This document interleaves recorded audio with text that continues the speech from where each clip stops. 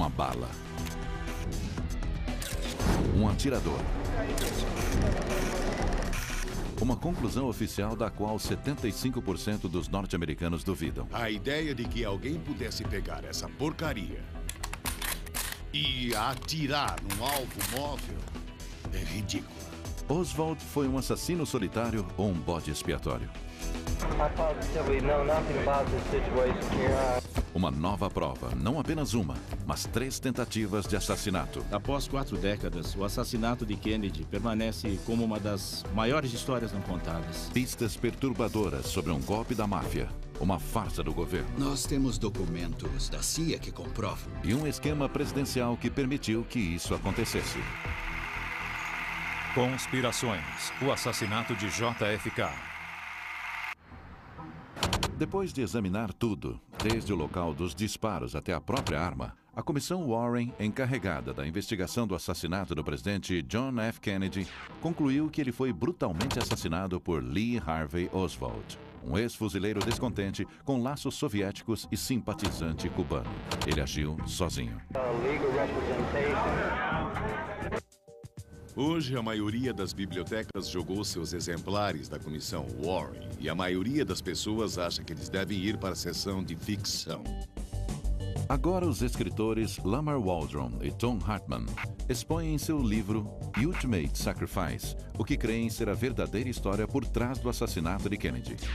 É uma nova versão da antiga teoria, foi a máfia. Mas os escritores insistem que o conhecimento da máfia sobre um plano secreto dos Kennedy para derrubar Fidel deu à máfia o disfarce perfeito.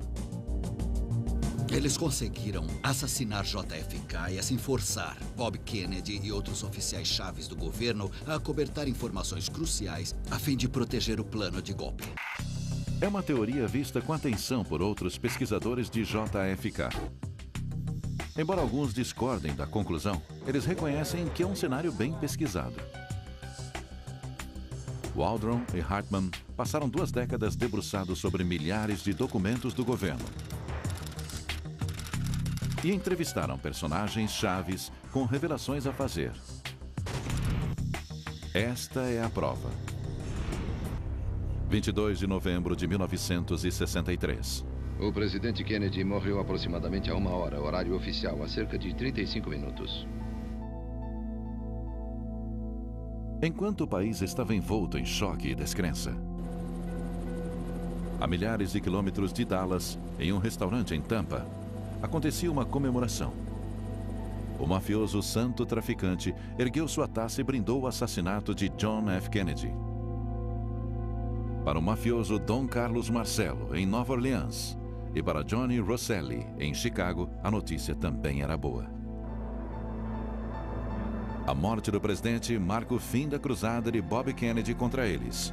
Uma campanha implacável que resultou em um número de ações contra o crime organizado 12 vezes maior do que em qualquer outra época. Carlos Marcello explicou assim: se cortassem a cauda do cachorro, matar Bob Kennedy, a cabeça do cachorro, JFK, viraria e morderia. No entanto, cortando a cabeça do cachorro, matando o JFK, a cauda do cachorro pararia de abanar sozinha. Sussurros de um golpe da máfia contra o presidente começaram a circular quase imediatamente. Não é segredo que a máfia odiava a família Kennedy. We have organized crime and some big gangsters and hoodlums. O motivo mais forte para o crime é autodefesa. E em se tratando da máfia, tenho certeza que eles viram isso como autodefesa. Depois que JFK foi enterrado, Bob ficou literalmente despedaçado, uma fração do que havia sido. Todos os processos contra a máfia recuaram. Bob estava em um jogo perigoso, perseguindo gangsters perigosos, enquanto sua família tinha um relacionamento complicado com eles. Desde a venda ilegal de bebidas do pai até o relacionamento de JFK com uma namorada do chefão. Mas outra ligação com a máfia viria a derrubar o presidente. Houve um acordo para usar a máfia para se livrar de Fidel. Durante anos, a CIA recrutou a máfia para ajudar a derrubar Fidel.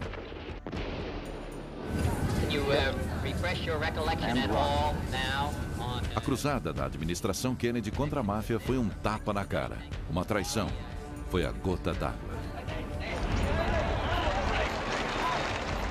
No verão de 1963, os elos distorcidos entre Cuba, a CIA e a máfia tornam-se a base para um complô para matar Kennedy.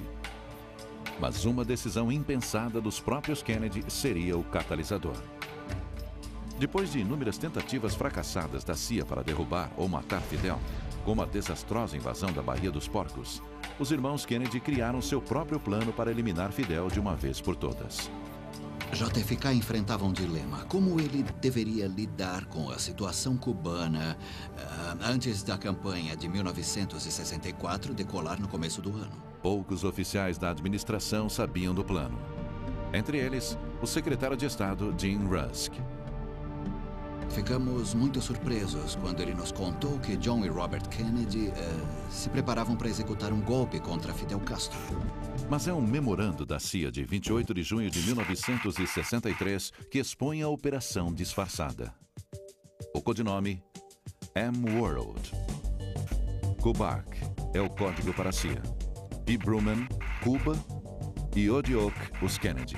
Aqui nós temos uma arma que... Eles ecoavam chavões de Missão Impossível, a velha série de TV dos anos 60, em que o governo dizia que esses grupos tinham que estar baseados fora do continente norte-americano, mas que se os Estados Unidos fossem acusados de cumplicidade, eles certamente negariam o conhecimento sobre essas operações. Esse documento da CIA, que já foi secreto, revela a data marcada para o golpe, 1º de dezembro de 1963. Faltavam poucos meses. Bob Kennedy se esforçava para evitar que o presidente fosse ligado diretamente ao M-World. O próprio Bob encontrou os líderes exilados cubanos para planejar o golpe. Tudo estava sendo muito bem controlado pelo Bob. Ele queria impedir que o segredo vazasse, como no caso da Baía dos Porcos. Você deve ter uma imaginação. Restava pouca dúvida de que Bob comandava o show. Mas o que Bob não imagina é que a M-World não é o único show na cidade. Mesmo quando a CIA destacou agentes secretos para o plano do golpe dos Kennedy sem que os irmãos soubessem, a agência continuava a tramar em segredo com a máfia para matar Fidel. E é claro, esses complôs iam do sublime ao ridículo, como explodir charutos e depilatórios e outras coisas, mas também havia um sério cuidado dedicado às tentativas de assassinato, etc, etc.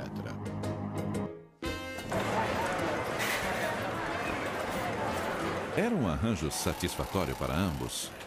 A máfia tinha ligações proveitosas com o submundo cubano, enquanto a CIA fechava os olhos para os jogos lucrativos, venda de armas e tráfico de drogas da máfia de lá.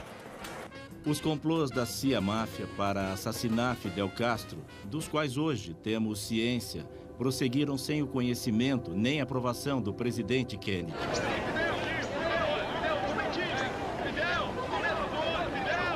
No comando de um contingente da máfia, ninguém menos que santo traficante, Johnny Rosselli e Carlos Marcello.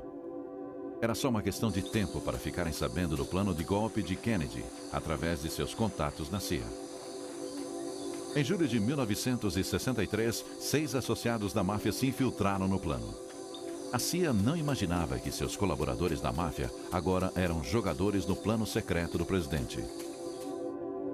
Waldron e Hartman acreditam ter descoberto a evidência que prova que tal cadeia de eventos aconteceu. Temos até documentos da CIA que mostram claramente que um líder exilado cubano-chave, nesse caso Tony Verona, recebeu $200 mil da máfia de Rosselli em Chicago no verão de 1963.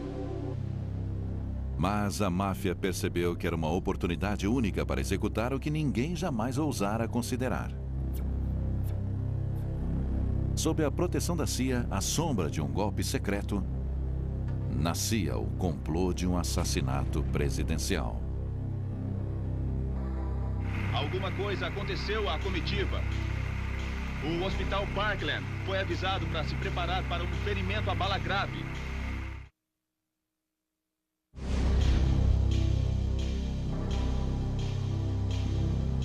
Quando alguém concebe algo glorioso, como matar o presidente dos Estados Unidos, deseja que o mundo saiba que foi de sua autoria o assassinato. Não foi Lee Harvey Oswald. Essa velha declaração de Oswald, "eu sou um bode expiatório", se tornaria a base para numerosas teorias de conspiração cercando o assassinato do presidente Kennedy. Será que Oswald foi o bode expiatório com papel pequeno em uma grande operação? Os pesquisadores Lamar Waldron e Tom Hartman acreditam que sua nova evidência do complô da máfia torna a trama de eventos que levaram ao assassinato ainda mais sinistro. O senhor tem algo a dizer, senhor Genovese? Vai cooperar com a comissão? Em 1963, a cruzada de Bob Kennedy contra o crime organizado estava prestes a provocar uma retaliação que ele jamais cogitara. Well, you won't tell us anything about using the acid to disfigure a person, ordering someone to kill a man. Bob passa dos limites quando ele põe os olhos no chefão da máfia, Carlos Marcello, de Nova Orleans. Marcello era, segundo dizem, o chefe dos chefes, o chefão entre os chefões. E ele sempre dizia que se 3 pessoas conhecem um segredo e 2 delas estão mortas, não tem problema. Depois de ser submetido às audiências no Senado, à vigilância do FBI e até a deportação para Guatemala, Marcello volta escondido para os Estados Unidos, determinado a se livrar de Bob Kennedy. O chefe da máfia de Tampa, santo traficante, também estava na cruzada para matar Bob Kennedy. Durante anos, ele ficou escondido em seu outro reino da máfia, Cuba. Havana era a fonte número 1 de recursos da máfia antes do regime de Fidel Castro tomar o poder e enxotar a máfia dos cassinos de Havana. Ela deixava Las Vegas no chinelo, com toda certeza. Pressionados nos Estados Unidos e desesperados por um retorno aos dias de glória em Havana, os chefes da máfia estavam mais do que dispostos quando a CIA os procurou para ajudar nas tentativas de derrubar Fidel. E como os mafiosos sabiam do plano de golpe secreto dos Kennedys, o M-World, eles então tinham o disfarce que precisavam para matar o presidente com suposta impunidade. Seria impossível investigar minuciosa ou publicamente o assassinato de JFK sem expor o plano de golpe em Cuba. Se Fidel chegasse a saber do plano de golpe, isso poderia levar a outro confronto com os Estados Unidos, como o fiasco da Baía dos Porcos e a crise dos mísseis em Cuba, que quase levaram a uma guerra nuclear. Qualquer tentativa de assassinato pela máfia teria de acontecer antes de 1º de dezembro, data marcada para o golpe dos Kennedy. O cenário perfeito. Um local público, um prédio alto e a comitiva em carro aberto. Em novembro de 1963, a oportunidade se apresentou. Não uma, mas 3 vezes. Não só havia uma provável conspiração para matar o presidente em Dallas, como uma antes em Tampa, no estado da Flórida, e uma outra anterior em Chicago. Os atiradores da máfia teriam matado o presidente. Mas a máfia precisava de alguém para levar a culpa. O motivo de os 3 chefões quererem um bode expiatório envolvido em cada uma das 3 tentativas contra John Kennedy num período de 2 semanas era desviar de imediato a atenção deles e jogar todas as suspeitas sobre Cuba. Através de suas conexões na CIA e na força policial, a máfia estudou a fundo sobre os homens de cada cidade, provavelmente para induzir a suspeita do governo e até mesmo uma possível detenção depois que o presidente fosse morto. E em Dallas, não havia melhor bode expiatório que Lee Harvey Oswald. Em Tampa, outro simpatizante de Fidel, Gilberto Lopes. E em Chicago, um ex-fuzileiro e fã de armas, Thomas Arthur Valley. Ele também tinha uma conexão cubana. Os antecedentes de Valley mostravam que ele havia sido treinado por cubanos anti-Fidel. Mas apenas 3 dias antes do presidente visitar Chicago, a máfia perde seu bode expiatório de lá. Valley foi preso em uma fiscalização de trânsito com um caminhão carregado de rifles e munição. Ele foi preso e interrogado, mas não indiciado. No mesmo dia, há outro golpe fatal no plano da máfia de Chicago.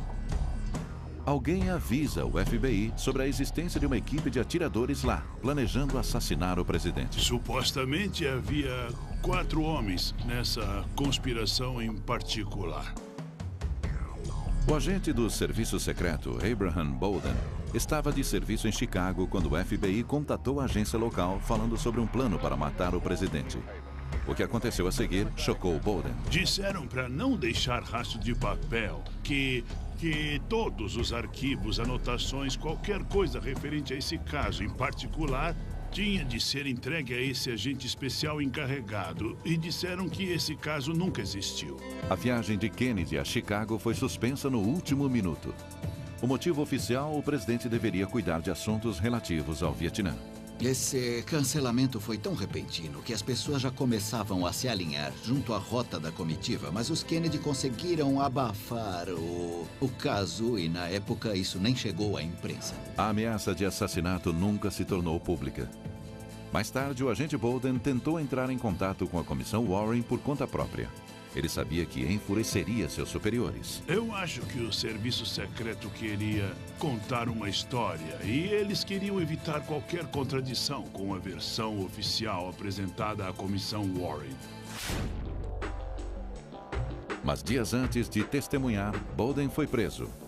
E mais tarde, ele foi condenado por suborno e instigação em um caso de falsificação não relacionado. Ele passa 3 anos na cadeia. Eles reuniram uma grande quantidade de evidências que comprovam a armação contra Bolden. Eis um cara que era uma das pessoas que estava fazendo um trabalho bom e digno, que pensou ter uma informação que pudesse ajudar e, por isso, sua vida foi destruída. Por que não há nenhuma menção da tentativa de assassinato em Chicago no relatório da comissão Warren?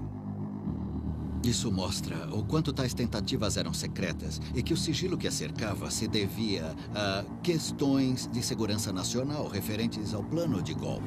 Embora os chefões estivessem desapontados com o contratempo na primeira tentativa, o rápido abafamento da ameaça lhes deu confiança para prosseguir com uma nova tentativa de assassinato algumas semanas mais tarde.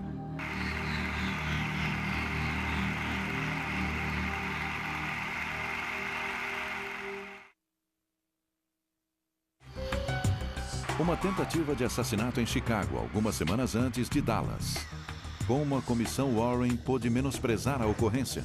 Os escritores Lamar Waldron e Tom Hartman acreditam que houve um grande esforço para impedir que a comissão conhecesse a fundo sobre o assassinato do presidente Kennedy.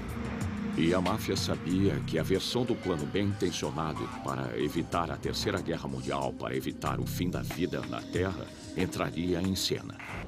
Alguns dias depois de a máfia abortar seu plano para atirar no presidente em Chicago, membros do alto comando da administração Kennedy estavam agitados. Mas a máfia não era a fonte da preocupação deles, mas sim Fidel. Fidel foi citado brevemente antes do assassinato de Kennedy por dizer: "Eu sei que o seu pessoal está tentando me pegar e saibam que se algo acontecer comigo, algo vai acontecer com seu presidente." A administração temia novas tentativas para matar o presidente, mas seu foco estava em Cuba e não na máfia. A viagem para Tampa era importante demais para ser cancelada. JFK estava pronto para fazer um grande discurso sobre Cuba, amplamente divulgado não apenas na imprensa norte-americana. Em várias passagens desse discurso, a CIA afirma ter escrito o que JFK deveria falar. Era uma mensagem para o líder do golpe que Kennedy apoiaria publicamente no novo regime depois de Fidel.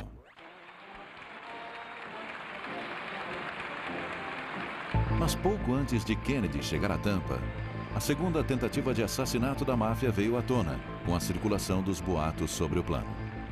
A força policial confirmou o complô, mas com a determinação do presidente em seguir viagem, isso não era consolo suficiente.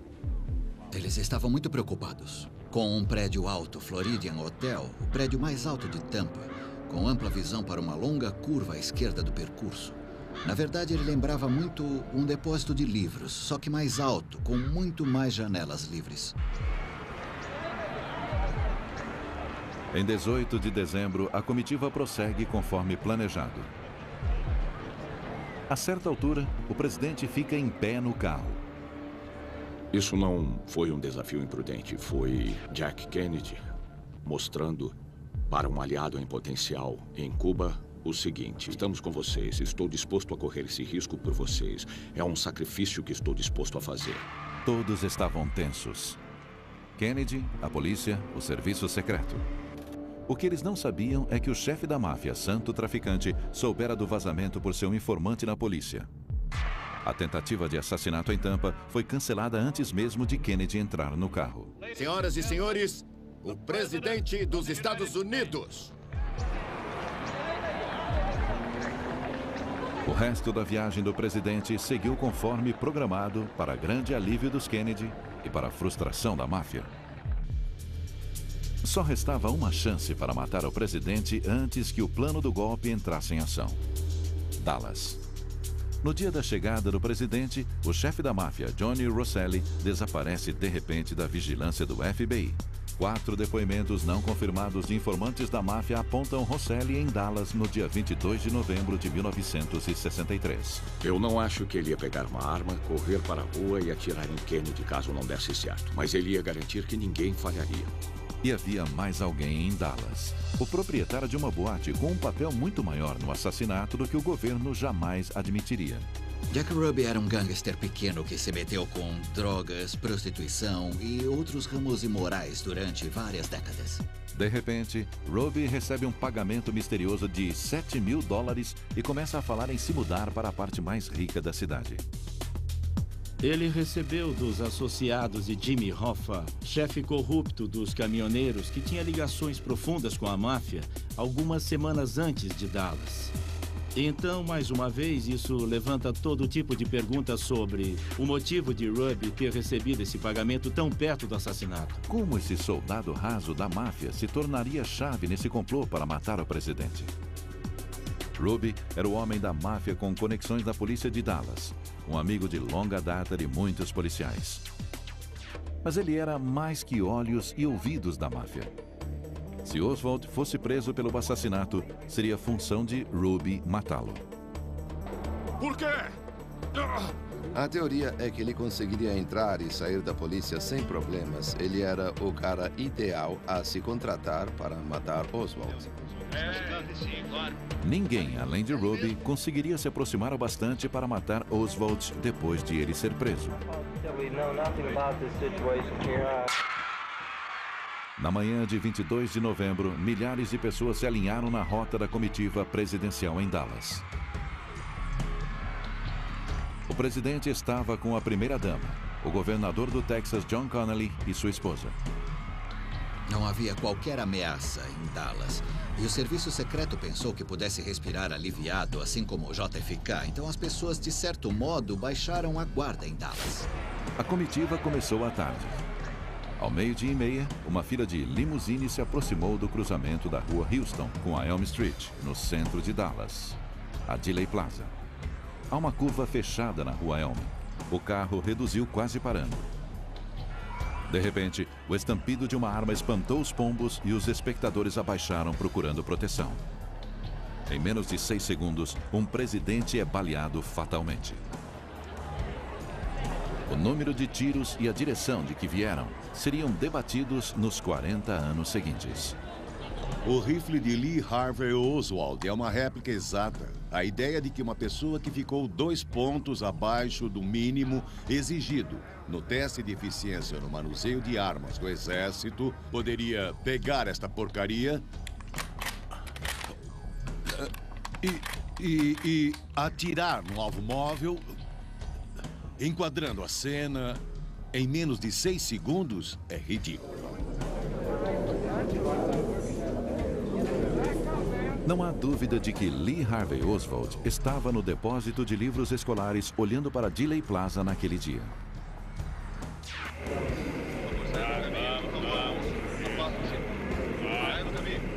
O caso da Comissão Warren contra Lee Harvey Oswald parece incontestável.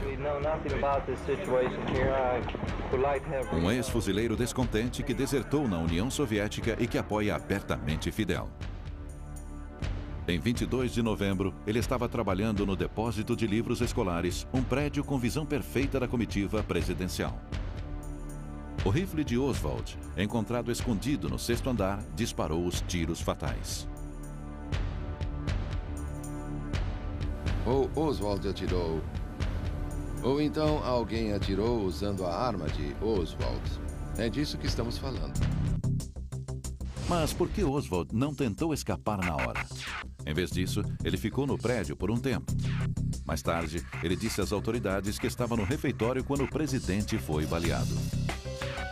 Um policial de Dallas que correu para o prédio em menos de 2 minutos depois dos disparos, declara ter visto Oswald no andar onde fica o refeitório. Logo, Oswald teria que ter dado os tiros fatais, corrido para o lado oposto dos 6 andares onde o rifle foi escondido, voltado até a porta, descido 6 lances de escadas e ficado ali calmo, frio e equilibrado até o policial aparecer. Muitas testemunhas declararam à polícia que ouviram outros tiros vindos da frente da comitiva presidencial da colina gramada da Dealey Plaza. A Comissão Warren rejeitou tais relatos em seu relatório de 1964, determinando que Oswald disparara sozinho do depósito de livros. Mas até 2 dos principais assistentes de Kennedy, que estavam na limusine logo atrás do presidente, insistiram que houve mais de um atirador. Ambos eram veteranos da Segunda Guerra Mundial, logo conheciam o som de um disparo e estavam plenamente convencidos de que os tiros, inclusive o tiro fatal que tirou parte da cabeça do presidente, foi disparado de frente. Pouco antes de morrer, Dave Powers, um dos assistentes da Casa Branca, fez uma declaração surpreendente ao pesquisador Tom Hartman, afirmando ter sido pressionado a mudar seu depoimento aos investigadores. Eu perguntei a ele por que você não disse isso à Comissão Warren. E ele disse, eu bem que tentei, mas era interrompido toda vez que falava nisso. Tantas omissões tornam a declaração da Comissão Warren de que Oswald agira sozinho difícil de acreditar. Mas será que o complô complexo e sinistro descrito por Hartman e Waldron corresponde à verdade dos fatos daquele dia terrível em Dallas? Isso acrescenta muitos pontos à versão que temos do que aconteceu. Não são os pontos que perturbam outros investigadores do assassinato.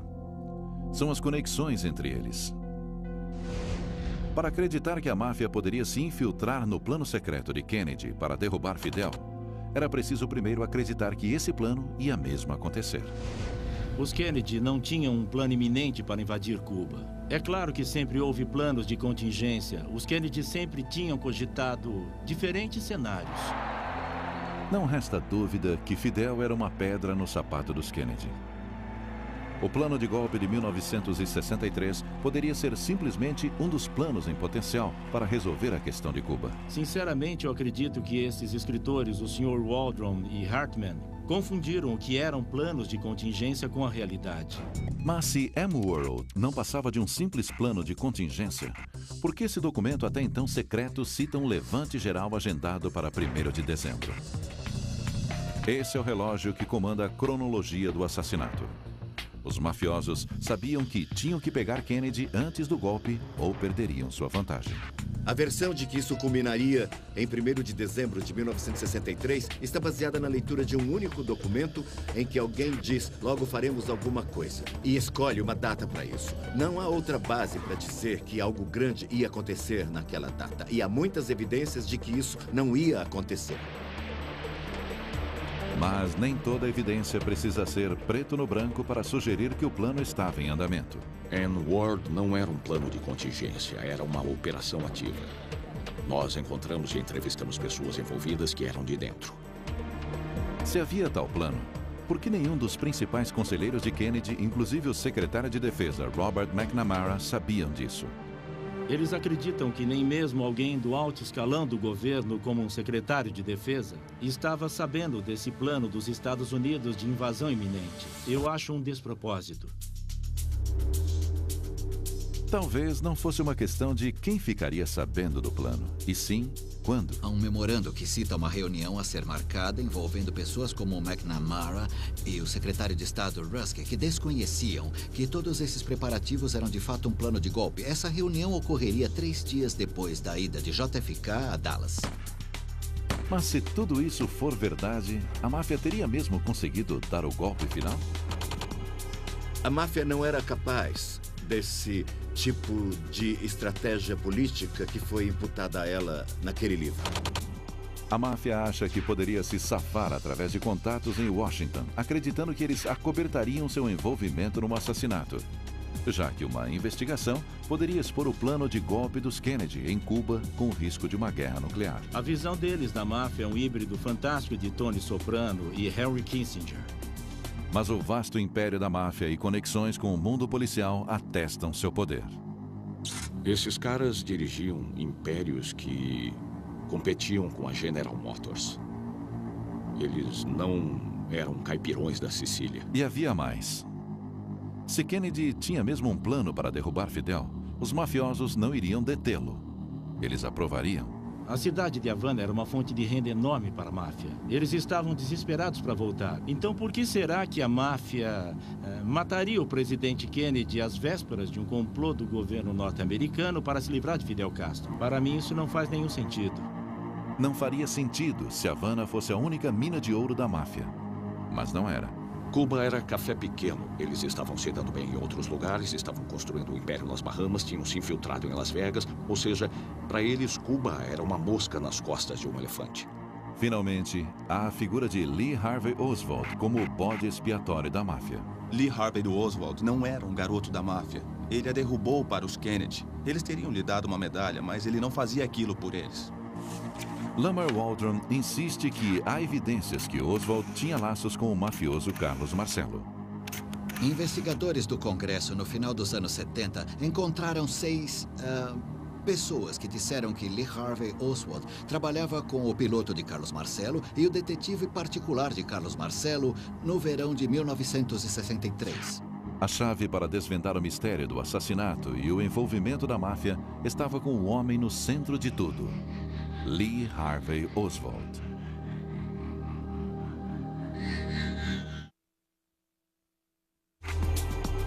Umas 50 da tarde, 22 de novembro de 1963. Um rapaz magro e pálido de 24 anos era preso em um cinema em Dallas. Logo, ele explodiria nos livros de história como o homem que matou JFK. Mas será que Lee Harvey Oswald foi mesmo o bode expiatório da máfia para matar o presidente?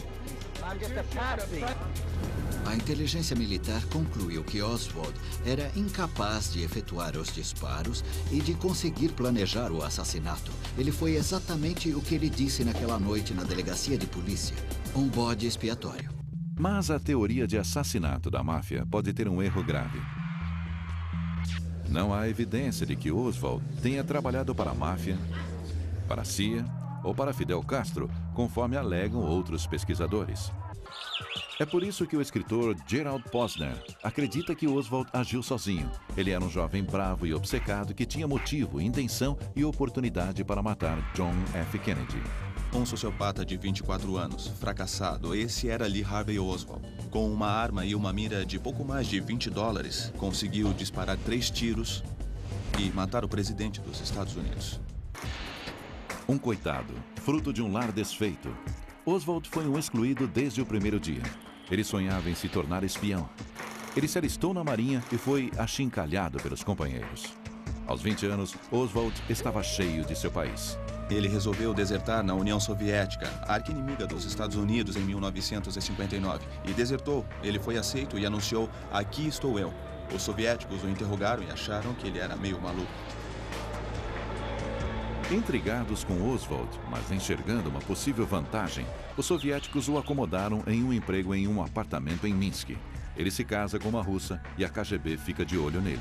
Eles ouviram suas conversas, pois seu quarto em Minsk era grampeado, e concluíram que Oswald era estranho. Se Oswald aspira a se juntar à KGB, isso não acontece. Registros da KGB liberados anos depois mostram que Oswald foi apenas monitorado pela agência. Desapontado com a União Soviética, Oswald voltou aos Estados Unidos com sua família em 1961. Ele mudou de ideia. Ele simplesmente disse que mudou de ideia. Eu não entreguei qualquer segredo.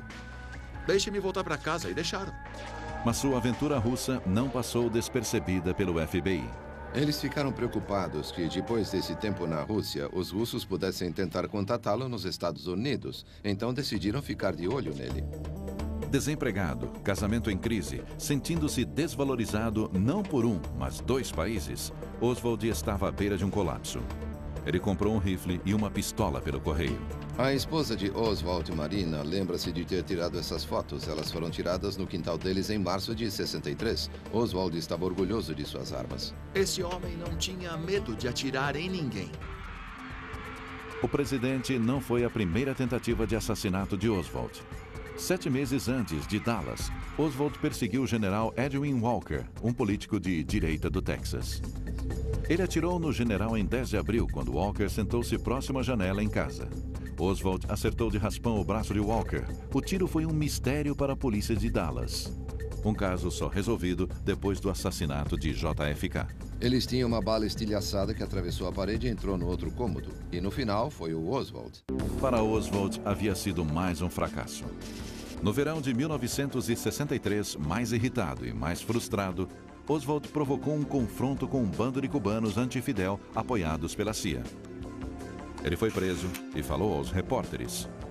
Are you a Marxist? I would very definitely say that I am a Marxist. That is correct. But that does not mean, however, that I'm a communist. Poderiam os atos públicos pró-Fidel de Oswald selar seu destino como bode expiatório da máfia? Isso o coloca sob os holofotes que ele buscava e sob o radar da CIA. Na verdade, nunca se acreditou quando a CIA disse: "Oh, esse cara era só coisa de rotina, nós não sabíamos nada sobre ele. Agora sabemos que eles o observavam com cuidado." Mas isso teria ido mais longe que monitoramento? Oswald trabalhava para a CIA? Não existe qualquer evidência de que Oswald trabalhasse para a CIA. Em setembro, Oswald tentou emigrar para Cuba, mas os cubanos não o deixam entrar. Ele ficou arrasado. Para ele, foi a gota d'água. Ele ficou furioso. Em outubro e em novembro de 1963, o nível de frustração de Lee Harvey Oswald o deixou à beira de um colapso. Seu novo emprego no depósito de livros escolares no Texas forneceu um benefício inesperado para um homem frustrado com um assassinato na cabeça. Em 22 de novembro de 1963, ao 12:30, ele estava no lugar certo, na hora certa, para o tiro perfeito. Oswald, grande atirador? Não. Mas o bastante naquele dia? Sim. 3 tiros e apenas um foi o suficiente. Quando ele foi preso pela polícia de Dallas, ele fez somente comentários perturbadores.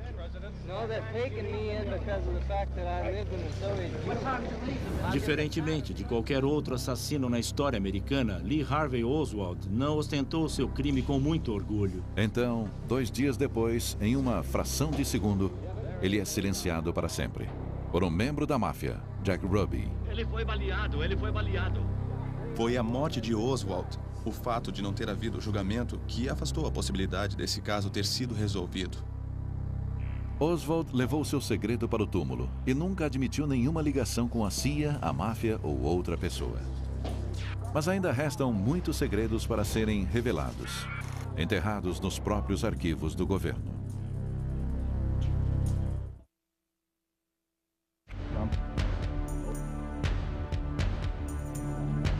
É muito difícil para o público e mesmo autoridades diferenciar o real do irreal quando se trata do assassinato de JFK e as diferentes teorias de conspiração. Lamar Waldron e Tom Hartman esperam que sua versão sobre os eventos se torne a definitiva. Não apenas pela teoria que eles propõem, e sim o que está por trás dela. Os 17 anos de pesquisa em milhares de documentos. Nossa busca, a vontade de participar da abertura de registros referentes ao assassinato de Kennedy, fez parte de uma ideia de que o governo deveria liberá-los. Mesmo assim, o governo não liberaria tais documentos por mais 20 anos, se não houvesse uma forte pressão. Hollywood.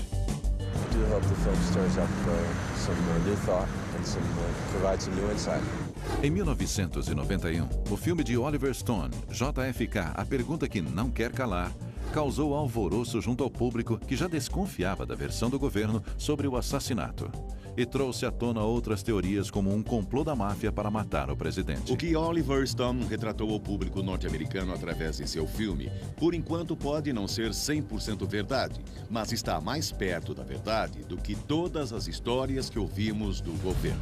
O grito do povo americano foi alto e claro. Abram os arquivos enquanto o próprio Stone testemunhava no Capitólio. Como resultado do filme de Stone, o Congresso aprovou o ato da coleção de registros do assassinato em 1992. Uma junta foi reunida para analisar milhares de arquivos e torná-los públicos. Temos que admitir, se não fosse pelo filme, não teríamos os 6 milhões de pedaços de papel que temos hoje. Então, seja qual for o ponto de vista do filme, ele nos prestou um serviço. Apesar da farta documentação disponível na última década, somente alguns pesquisadores mergulharam fundo. Não basta dizer que é a terra dos malucos e doidos por conspiração. Nós temos que ir por esse lado, porque a maioria do povo norte-americano, a grande maioria, continua acreditando que houve uma conspiração por trás da morte do seu presidente. Mesmo assim, alguns investigadores duvidam que o mistério JFK seja resolvido. Há muitos pesquisadores que se agarram à esperança que, em algum ponto, eles investigarão um documento dos arquivos do governo que esclarecerá toda a questão de uma vez por todas, mas eu não sou um deles. 1 milhão de páginas permanecem trancadas nos cofres do governo. E elas não verão a luz do dia por mais uma década. Nessas páginas, talvez a evidência que provará ou refutará a versão sobre a máfia. Uma teoria estimulada pelas mortes de figuras da máfia que morreram antes de ter a chance de revelar o que podiam saber. Depois de intimado para depor diante do Comitê Seleto da Câmara sobre assassinatos, o corpo de Johnny Russell foi encontrado em um tambor de óleo em Biscayne Bay. E ainda tem Ruby, que morreu de câncer em sua cela em Dallas, dizendo: tragam um chefe da Suprema Corte, eu tenho que falar com ele, tenho que contar uma coisa que ele precisa saber. Sem esse testemunho, os arquivos secretos remanescentes do governo são ainda mais cruciais. Um oficial do governo admitiu que mais de 1 milhão de arquivos da CIA relacionados ao assassinato permanecem em sigilo, supostamente até 2017, quando se espera que todos os documentos sejam liberados. O repórter do Washington Post Online, Jefferson Morley, está processando a CIA para conseguir os documentos sobre Lee Harvey Oswald. Documentos que durante anos a agência negou possuir. Esses arquivos existem, a CIA está com eles e briga na justiça até hoje, 42 anos depois do fato, dizendo: não precisamos dividir tudo o que sabemos sobre o assassinato de Kennedy. Quem sabe o que ainda podem conter esses arquivos escondidos? Se quisermos conhecer a história toda sobre o que aconteceu com John F. Kennedy em Dallas, precisamos ter todos os documentos. O governo deve reter os documentos remanescentes sobre o assassinato até 2017. Mas os pesquisadores de JFK pressionam por sua liberação. No livro, pedimos uma comissão da verdade que diga: vamos liberar o material. Vamos abrir e olhar para nós. Um bom começo seria abrir as portas para esse material. Com as portas abertas, pesquisadores e historiadores podem finalmente resolver o mistério daquele dia sombrio de novembro de 1963.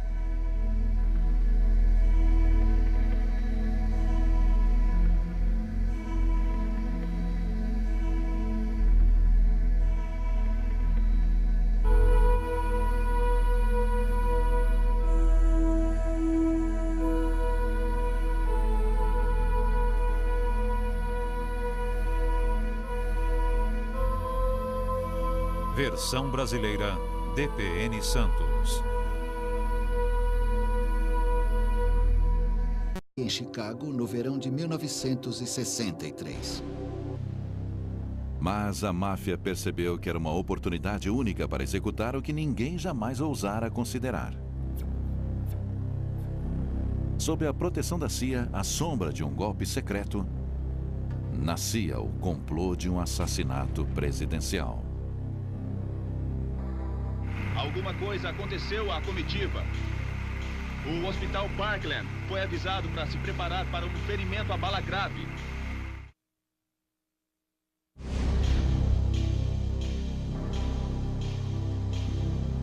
Quando alguém concebe algo glorioso, como matar o presidente dos Estados Unidos, deseja que o mundo saiba que foi de sua autoria o assassinato.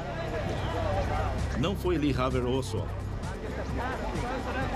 Essa velha declaração de Oswald, "eu sou um bode expiatório", se tornaria a base para numerosas teorias de conspiração cercando o assassinato do presidente Kennedy.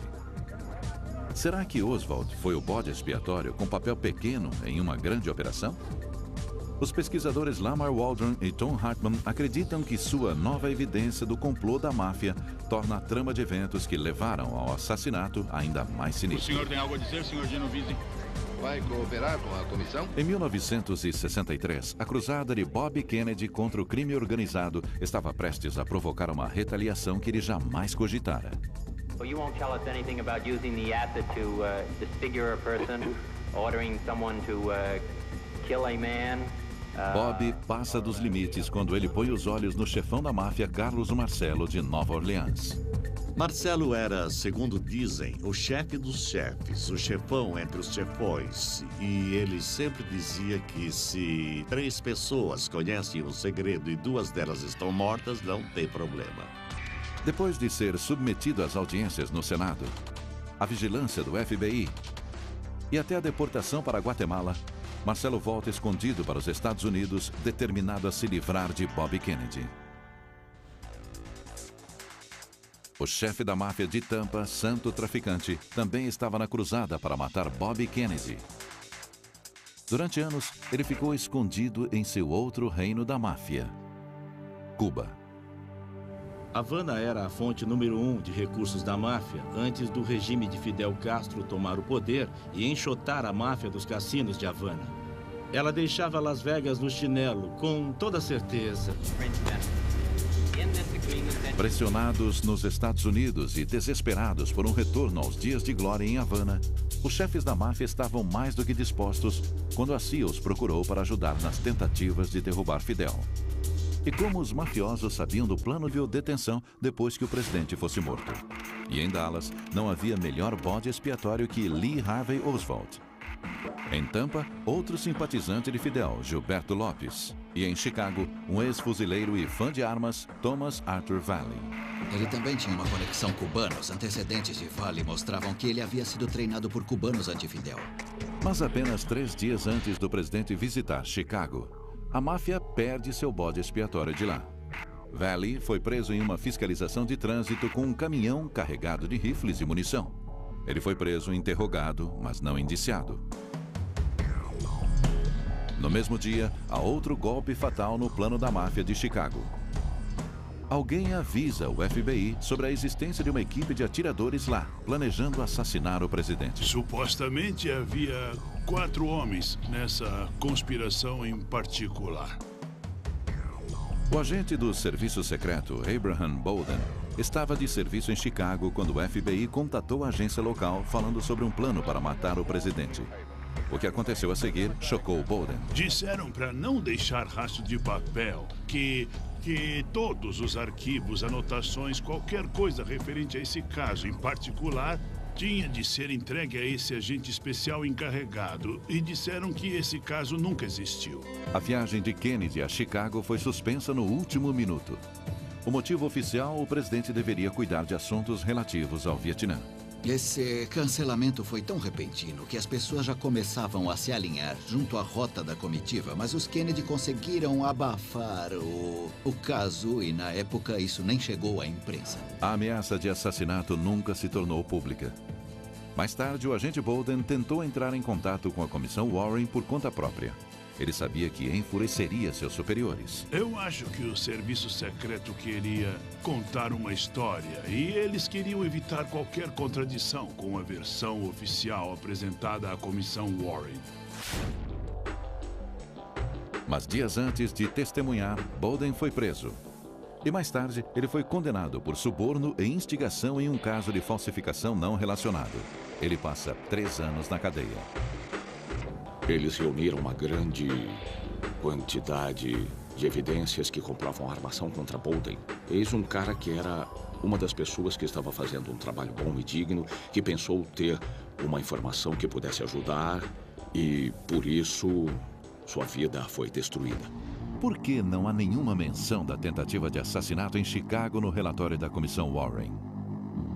Isso mostra o quanto tais tentativas eram secretas e que o sigilo que a cercava se devia a questões de segurança nacional referentes ao plano de golpe. Embora os chefões estivessem com o homem no centro de tudo, Lee Harvey Oswald.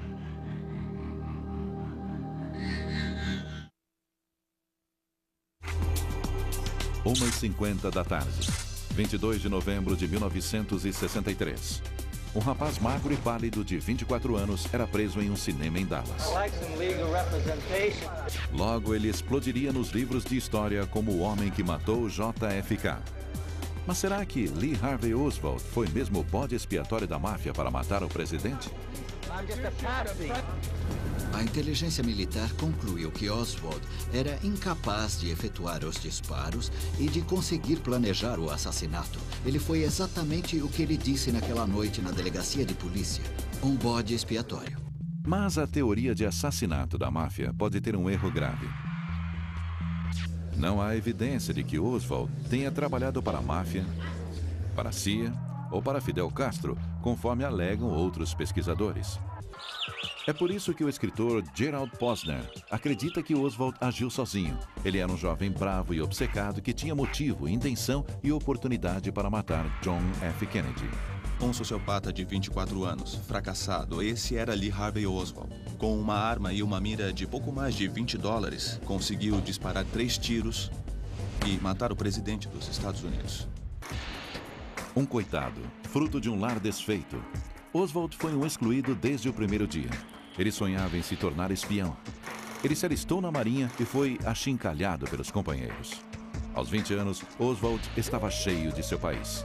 Ele resolveu desertar na União Soviética, a arqui-inimiga dos Estados Unidos, em 1959. E desertou. Ele foi aceito e anunciou: "Aqui estou eu." Os soviéticos o interrogaram e acharam que ele era meio maluco. Intrigados com Oswald, mas enxergando uma possível vantagem, os soviéticos o acomodaram em um emprego em um apartamento em Minsk. Ele se casa com uma russa e a KGB fica de olho nele. Eles ouviram suas conversas, pois seu quarto em Minsk era grampeado, e concluíram que Oswald era estranho. Se Oswald aspira a se juntar à KGB, isso não acontece. Registros da KGB liberados anos depois mostram que Oswald foi apenas monitorado pela agência. Desapontado com a União Soviética, Oswald voltou aos Estados Unidos com sua família em 1961. Ele mudou de ideia. Ele simplesmente disse que mudou de ideia. Eu não entreguei qualquer segredo. Deixe-me voltar para casa, e deixaram. Mas sua aventura russa não passou despercebida pelo FBI. Eles ficaram preocupados que, depois desse tempo na Rússia, os russos pudessem tentar contatá-lo nos Estados Unidos. Então decidiram ficar de olho nele. Desempregado, casamento em crise, sentindo-se desvalorizado não por Hartman esperam que sua versão sobre os eventos se torne a definitiva. Não apenas pela teoria que eles propõem, e sim o que está por trás dela. Os 17 anos de pesquisa em milhares de documentos. Nossa busca, a vontade de participar da abertura de registros referentes ao assassinato de Kennedy, fez parte de uma ideia de que o governo deveria liberá-los. Mesmo assim, o governo não liberaria tais documentos por mais 20 anos, se não houvesse uma forte pressão. Hollywood.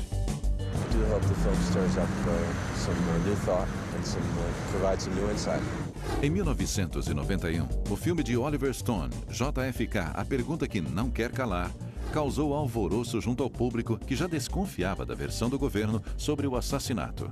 E trouxe à tona outras teorias como um complô da máfia para matar o presidente. O que Oliver Stone retratou ao público norte-americano através de seu filme, por enquanto pode não ser 100% verdade, mas está mais perto da verdade do que todas as histórias que ouvimos do governo. O grito do povo americano foi alto e claro. Abram os arquivos enquanto o próprio Stone testemunhava no Capitólio. Stonewall must come down. Como resultado do filme de Stone, o Congresso aprovou o ato da coleção de registros do assassinato em 1992.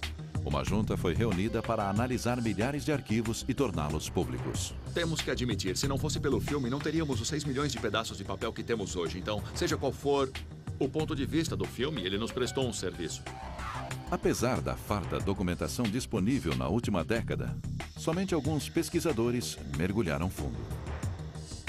Não basta dizer que é a terra dos malucos e doidos por conspiração.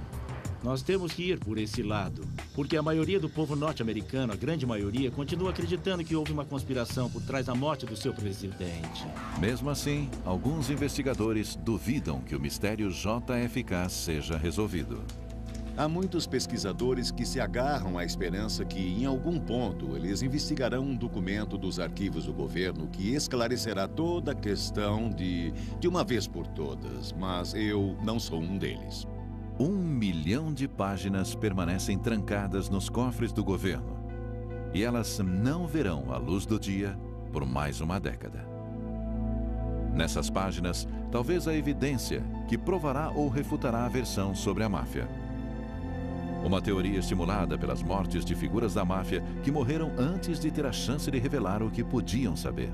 Depois de intimado para depor diante do Comitê Seleto da Câmara sobre assassinatos, o corpo de Johnny Russell foi encontrado em um tambor de óleo em Biscayne Bay. E ainda tem Ruby, que morreu de câncer em sua sede em Dallas, dizendo: tragam um chefe da Suprema Corte, eu tenho que falar... Noite na delegacia de polícia, um bode expiatório. Mas a teoria de assassinato da máfia pode ter um erro grave. Não há evidência de que Oswald tenha trabalhado para a máfia, para a CIA ou para Fidel Castro, conforme alegam outros pesquisadores. É por isso que o escritor Gerald Posner acredita que Oswald agiu sozinho. Ele era um jovem bravo e obcecado que tinha motivo, intenção e oportunidade para matar John F. Kennedy. Um sociopata de 24 anos, fracassado, esse era Lee Harvey Oswald. Com uma arma e uma mira de pouco mais de $20, conseguiu disparar 3 tiros e matar o presidente dos Estados Unidos. Um coitado, fruto de um lar desfeito. Oswald foi um excluído desde o primeiro dia.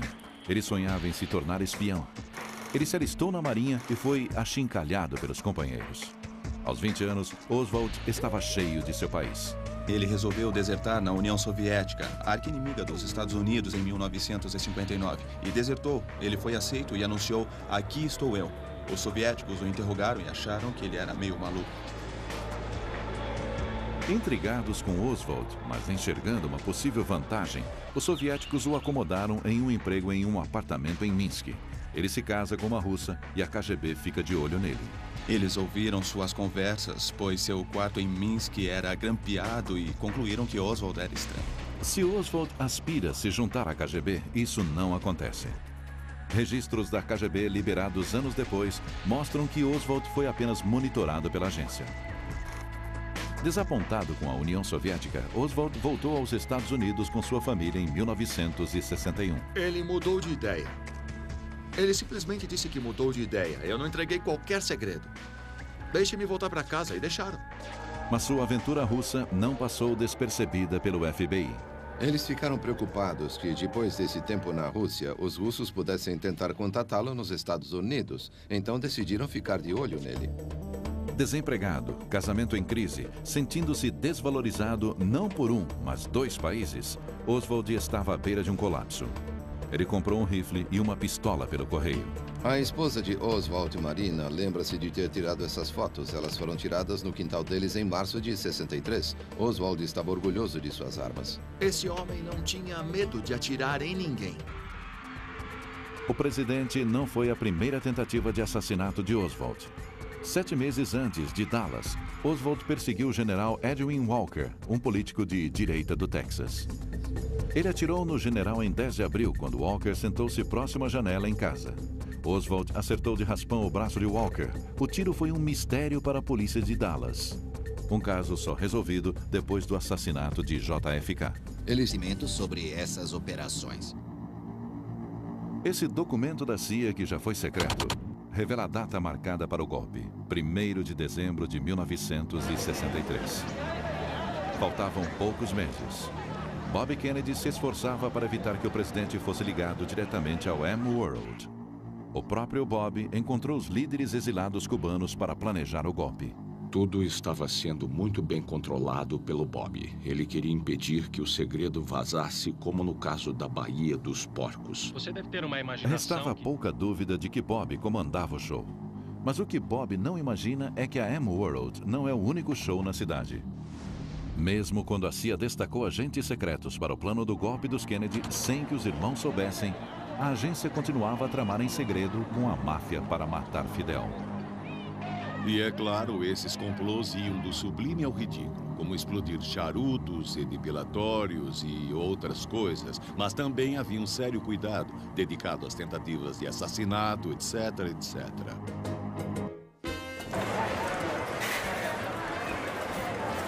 Era um arranjo satisfatório para ambos.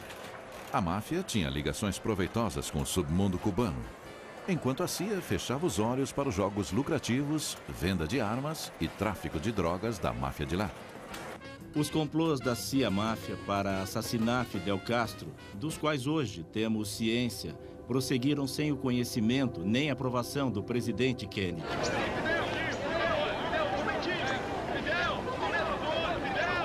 No comando de um contingente da máfia, ninguém menos que santo traficante, Johnny Rosselli e Carlos Marcello.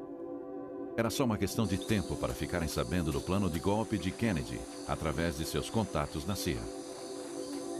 Em julho de 1963, 6 associados da máfia se infiltraram no plano. A CIA não imaginava que seus colaboradores da máfia agora eram jogadores no plano secreto do presidente.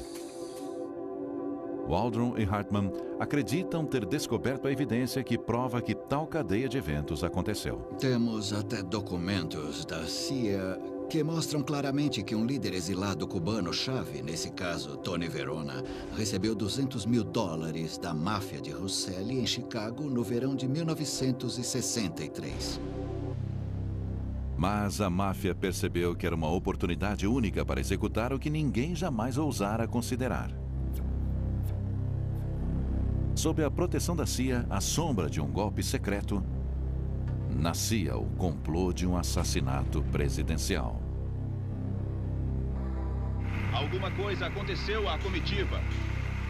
O Hospital Parkland foi avisado para se preparar para um ferimento a bala grave. Acusados de cumplicidade, eles certamente negariam o conhecimento sobre essas operações.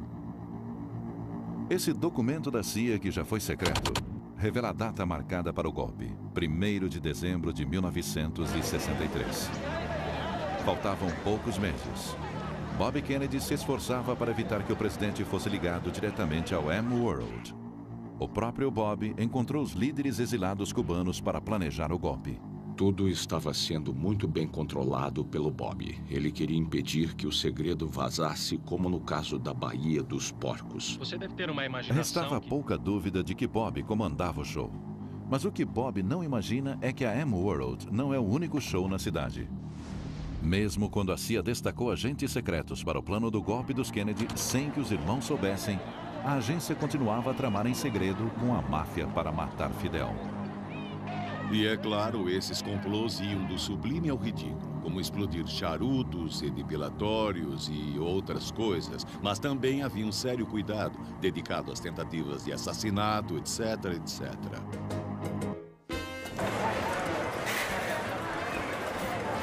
Era um arranjo satisfatório para ambos.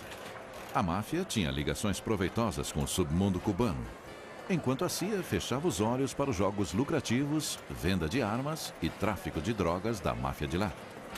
Os complôs da CIA-máfia para assassinar Fidel Castro, dos quais hoje temos ciência, prosseguiram sem o conhecimento nem aprovação do presidente Kennedy.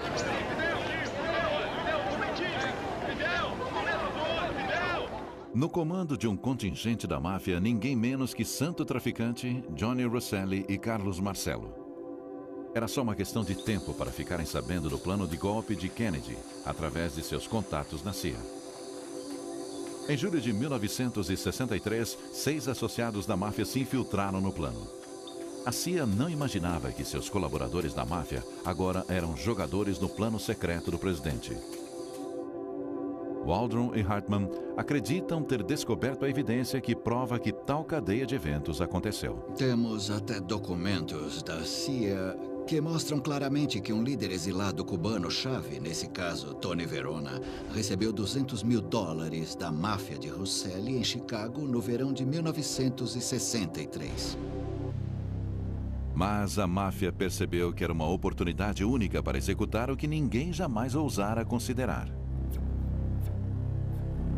Sob a proteção da CIA, à sombra de um golpe secreto, nascia o complô de um assassinato presidencial. Alguma coisa aconteceu à comitiva. O Hospital Parkland. Jack Ruby era um gangster pequeno que se meteu com drogas, prostituição e outros ramos imorais durante várias décadas. De repente, Ruby recebe um pagamento misterioso de $7.000 e começa a falar em se mudar para a parte mais rica da cidade. Ele recebeu dos associados de Jimmy Hoffa, chefe corrupto dos caminhoneiros que tinha ligações profundas com a máfia, algumas semanas antes de Dallas. Então, mais uma vez, isso levanta todo tipo de perguntas sobre o motivo de Ruby ter recebido esse pagamento tão perto do assassinato. Como esse soldado raso da máfia se tornaria chave nesse complô para matar o presidente? Ruby era o homem da máfia com conexões na polícia de Dallas, um amigo de longa data de muitos policiais. Mas ele era mais que olhos e ouvidos da máfia. Se Oswald fosse preso pelo assassinato, seria função de Ruby matá-lo. Por quê? A teoria é que ele conseguiria entrar e sair da polícia sem problemas. Ele era o cara ideal a se contratar para matar Oswald. Ninguém, além de Ruby, conseguiria se aproximar o bastante para matar Oswald depois de ele ser preso. Na manhã de 22 de novembro, milhares de pessoas se alinharam na rota da comitiva presidencial em Dallas. O presidente estava com a primeira-dama, o governador do Texas, John Connally, e sua esposa. Não havia qualquer ameaça em Dallas. E o serviço secreto pensou que pudesse respirar aliviado, assim como o JFK. Então as pessoas, de certo modo, baixaram a guarda em Dallas. A comitiva começou à tarde. Ao 12:30, uma fila de limusine se aproximou do cruzamento da rua Houston com a Elm Street, no centro de Dallas, a Dealey Plaza. Há uma curva fechada na rua Elm. O carro reduziu quase parando. De repente, o estampido de uma arma espantou os pombos e os espectadores abaixaram procurando proteção. Em menos de 6 segundos, um presidente é baleado fatalmente. O número de tiros e a direção de que vieram seriam debatidos nos 40 anos seguintes. O rifle de Lee Harvey Oswald é uma réplica exata. A ideia de que uma pessoa que ficou 2 pontos abaixo do mínimo exigido no teste de eficiência no manuseio de armas do Exército poderia pegar esta porcaria e atirar no alvo móvel, enquadrando a cena em menos de 6 segundos, é ridículo. Não há dúvida de que Lee Harvey Oswald estava no depósito de livros escolares. Ele se alistou na Marinha e foi achincalhado pelos companheiros. Aos 20 anos, Oswald estava cheio de seu país.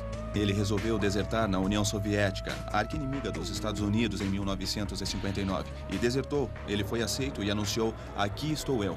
Os soviéticos o interrogaram e acharam que ele era meio maluco. Intrigados com Oswald, mas enxergando uma possível vantagem, os soviéticos o acomodaram em um emprego em um apartamento em Minsk. Ele se casa com uma russa e a KGB fica de olho nele.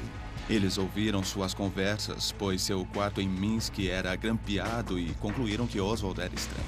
Se Oswald aspira a se juntar à KGB, isso não acontece. Registros da KGB liberados anos depois mostram que Oswald foi apenas monitorado pela agência. Desapontado com a União Soviética, Oswald voltou aos Estados Unidos com sua família em 1961. Ele mudou de ideia. Ele simplesmente disse que mudou de ideia. Eu não entreguei qualquer segredo. Deixe-me voltar para casa, e deixaram. Mas sua aventura russa não passou despercebida pelo FBI. Eles ficaram preocupados que, depois desse tempo na Rússia, os russos pudessem tentar contatá-lo nos Estados Unidos. Então decidiram ficar de olho nele. Desempregado, casamento em crise, sentindo-se desvalorizado não por um, mas 2 países, Oswald estava à beira de um colapso. Ele comprou um rifle e uma pistola pelo correio. A esposa de Oswald, Marina, lembra-se de ter tirado essas fotos. Elas foram tiradas no quintal deles em março de 63. Oswald estava orgulhoso de suas armas. Esse homem não tinha medo de atirar em ninguém. O presidente não foi a primeira tentativa de assassinato de Oswald. 7 meses antes de Dallas, Oswald perseguiu o general Edwin Walker, um político de direita do Texas. Ele atirou no general em 10 de abril, quando Walker sentou-se próximo à janela em casa. Oswald acertou de raspão o braço de Walker. O tiro foi um mistério para a polícia de Dallas. Um caso só resolvido depois do assassinato de JFK. Eles tinham uma bala estilhaçada que atravessou a parede e entrou no outro cômodo. E no final foi o Oswald. Para Oswald, havia sido mais um fracasso. No verão de 1963, mais irritado e mais frustrado, Oswald provocou um confronto com um bando de cubanos anti-Fidel apoiados pela CIA. Ele foi preso e falou aos repórteres. Are you a Marxist? I would very definitely say that I am a Marxist. That is correct. But that does not mean, however, that I'm a communist. Poderiam os atos públicos pró-Fidel de Oswald selar seu destino como bode expiatório da máfia? Isso o coloca sob os holofotes que ele buscava e sob o radar da CIA. Na verdade, nunca se acreditou quando a CIA disse: "Oh, esse cara era só coisa de rotina." Não? Também era boa. A morte do presidente marca o fim da cruzada de Bob Kennedy contra eles. Uma campanha implacável que resultou em um número de ações contra o crime organizado 12 vezes maior do que em qualquer outra época. Carlos Marcello explicou assim: se cortassem a cauda do cachorro, matar Bob Kennedy, a cabeça do cachorro, JFK, viraria e morderia. No entanto, cortando a cabeça do cachorro, matando o JFK, a cauda do cachorro pararia de abanar sozinha. Sussurros de um golpe da máfia contra o presidente começaram a circular quase imediatamente. Não é segredo que a máfia odiava a família Kennedy. Well, we have organized crime and some big gangsters and hoodlums. O motivo mais forte para o crime é autodefesa. E em se tratando da máfia, tenho certeza que eles viram isso como autodefesa. Depois que JFK foi enterrado, Bob ficou literalmente despedaçado, uma fração do que havia sido. Todos os processos contra a máfia recuaram. Bob estava em um jogo perigoso, perseguindo gangsters perigosos, enquanto sua família tinha um relacionamento complicado com eles. Desde a venda ilegal de bebidas do pai até o relacionamento de JFK com uma namorada do chefão. Mas outra ligação com a máfia viria a derrubar o presidente. Houve um acordo para usar a máfia para se livrar de Fidel. Durante anos, a CIA recrutou a máfia para ajudar a derrubar Fidel.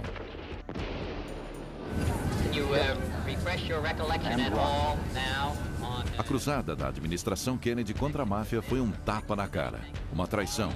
Foi a gota d'água. No verão de 1963, os elos distorcidos entre Cuba, a CIA e a máfia tornam-se a base para um complô para matar Kennedy. Mas uma decisão impensada dos próprios Kennedy seria o catalisador. Depois de inúmeras tentativas fracassadas da CIA para derrubar ou matar Fidel, como a desastrosa invasão da Baía dos Porcos, os irmãos Kennedy criaram seu próprio plano para eliminar Fidel de uma vez por todas. JFK enfrentava um dilema. Como ele deveria lidar com a situação cubana antes da campanha de 1964 decolar no começo do ano? Poucos oficiais da administração sabiam do plano. Entre eles, o secretário de Estado, Jim Rusk. Ficamos muito surpresos quando ele nos contou que John e Robert Kennedy se preparavam para executar um golpe contra Fidel Castro. Mas é um memorando da CIA de 28 de junho de 1963 que expõe a operação disfarçada. O codinome M-World. Kubark.